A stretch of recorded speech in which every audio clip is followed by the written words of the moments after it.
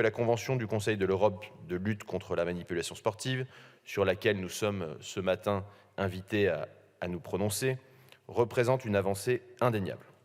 Signée dès 2014 par la France, elle demeure le seul outil juridique international en la matière et, par conséquent, une base d'une pertinence indéniable afin de mieux harmoniser les pratiques de lutte contre ce phénomène délétère, et ce, à tous les échelons. Car la Convention engage en effet les États à prévoir non seulement des moyens de prévention et de détection, mais également des sanctions significatives à l'égard de la manipulation sportive. On peut également saluer les dispositions cherchant à impliquer tous les acteurs concernés dans cette lutte, autorités publiques comme acteurs sportifs. Soulignons par ailleurs que la France n'a pas attendu la ratification de cette convention en 2022 pour mettre en place les préconisations que le texte prescrivait, notamment en ce qui concerne la création en 2016 d'une plateforme nationale.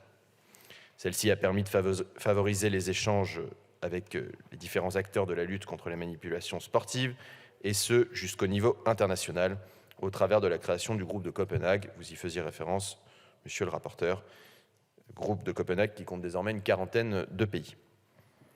Car une telle convention, aussi complète soit-elle, ne démontrera toute sa pertinence qu'au travers d'initiatives concrètes des États comme des acteurs de la lutte contre les manipulations sportives.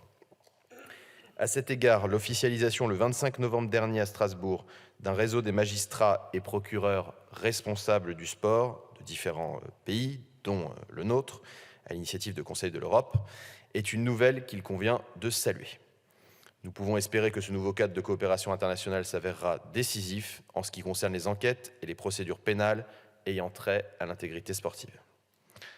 Alors que notre pays accueillera très prochainement la Coupe du monde de rugby en 2023, puis ensuite les Jeux olympiques et paralympiques de 2024, la ratification tant attendue de cette convention, dont la France a été, rappelons-le encore, un membre actif de son élaboration, est un geste fort en faveur de la coopération internationale et de l'éthique sportive que notre groupe ne peut que soutenir.